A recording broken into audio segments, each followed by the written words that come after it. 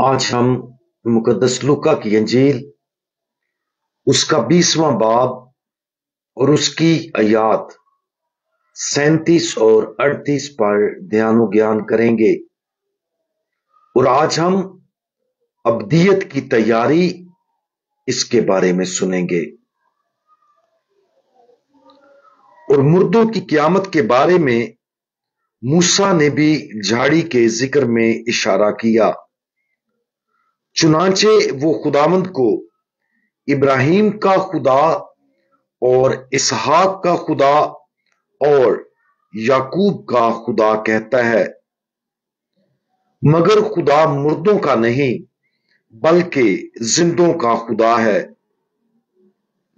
क्योंकि उसके नजदीक सब जिंदा हैं। खुदावंद यीशु मसीह का यह जवाब कुछ सदूकियों के लिए है जो उससे मुर्दों के जी उठने के बारे में सवाल करते हैं। फरीसी जिस्म के जी उठने पर यकीन रखते थे, लेकिन सदूकी जिस्म के जी उठने पर यकीन नहीं रखते थे।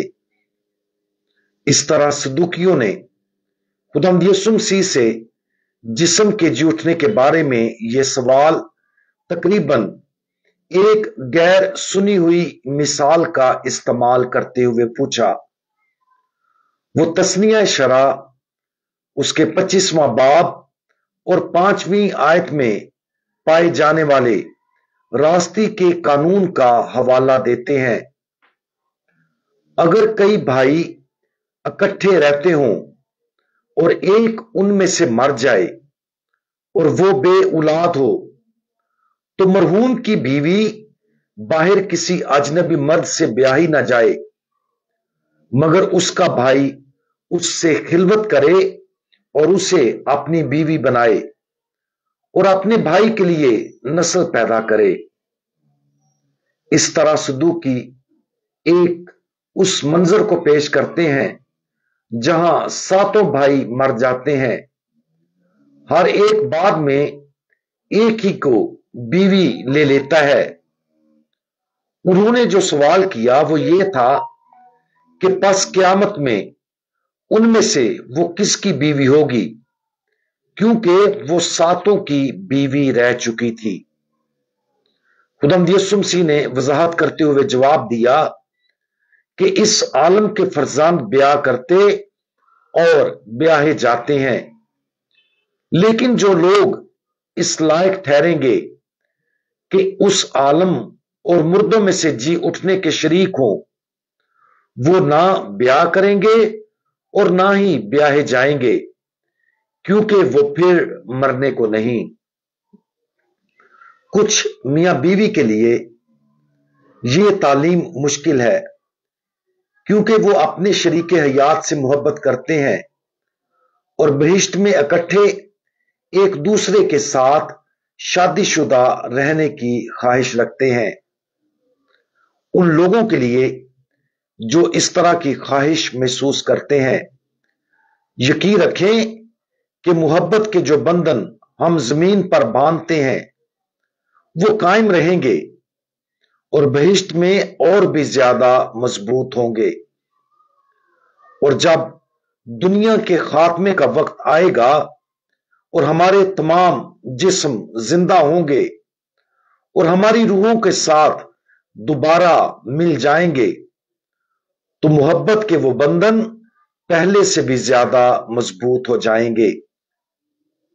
ताहम जमीनी सोच के मुताबिक शादी की यह हालत और शक्ल नहीं होगी, बल्कि इसकी जगह आने वाली नई जिंदगी की खालिस मोहब्बत ले लेगी।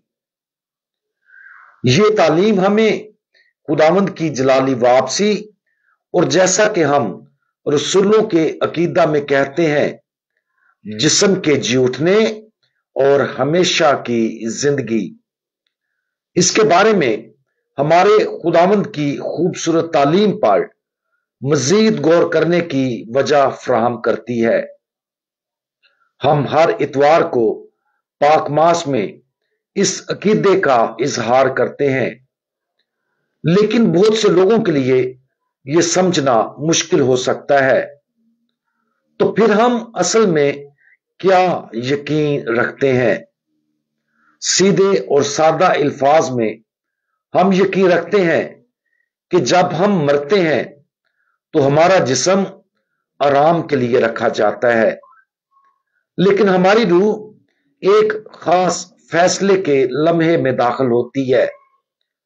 वो लोग जो गुनाह की हालत में रहते हैं वो हमेशा के लिए खुदा से अलग हो जाते हैं, लेकिन जो लोग फजल की हालत में मरते हैं वो हमेशा के लिए खुदा के साथ जिंदा रहेंगे। ज्यादातर लोग जो मरते हैं वो गालबन अपनी रूह पर कुछ देर पा शैतानी गुनाहों के साथ मरते हैं। इस तरह बरज़ख हतमी तहारत का फजल है जिसका मौत के वक्त इंसान की रूह को सामना करना होता है।